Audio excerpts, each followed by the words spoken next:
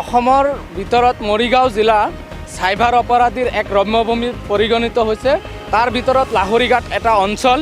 গতিকে আমি মৰিগাঁও জিলা আৰক্ষী অধীক্ষক আৰু ক্ৰাইম আৰক্ষী অধীক্ষক সমীৰণ বৈশ্যৰ নেতৃত্বত যি চাইবাৰ অপৰাধীৰ বিৰুদ্ধে অভিযান চলিছে, সেই অভিযানত আমি সচেতন নাগৰিক আৰু এজন সমাজকৰ্মী হিচাপে তেওঁলোকক পুলিচ প্ৰশাসনক ধন্যবাদ জনাইছোঁ। আৰু চাইবাৰ অপৰাধীটো একেবাৰে গাঁৱৰ শেষজন ব্যক্তিলৈকে ঢুকি পাইছে।